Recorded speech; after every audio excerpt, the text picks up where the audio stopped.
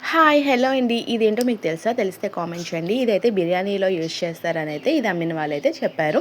చూస్తున్నారు కదా! ఈ షాప్‌లో అయితే మనకు అన్ని రకాలు ఉన్నాయి. కుంకుడుకాయలు, షీకాయలు, అలానే కరక్కాయలు, ఆవాలు, ధనియాలు, యాలకులు, మిరియాలు, బిర్యానీ ఆకు, అలానే అన్ని రకాల మసాలా ఐటెమ్స్ కూడా ఇక్కడున్నాయి. నేనైతే ఇవి చూస్తుండగా నాకైతే ఈ ప్యాకెట్ అయితే కనిపించింది.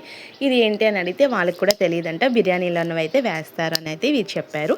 మీకు తెలిస్తే కామెంట్ చేయండి. మన అరకు వెళ్తున్న రూట్‌లో అనంతగిరి దగ్గర కాఫీ ప్లాంట్స్ ఉంటాయి కదా, అక్కడ చాలా షాప్స్ అయితే ఉంటాయి. కొన్ని సీజన్ టైంలోనే అయితే ఉంటాయి, కొన్ని అయితే ఎప్పుడు కూడా కొంతమంది అయితే ఇలా అమ్ముతారండి. వాళ్ళ దగ్గర వాళ్ళ షాప్లో అయితే చూస్తున్నారు కదా, ఇందులో వట్టివేర్లు, మెంతులు, ఇంకా చాలా ఐటమ్స్ అయితే ఉన్నాయి.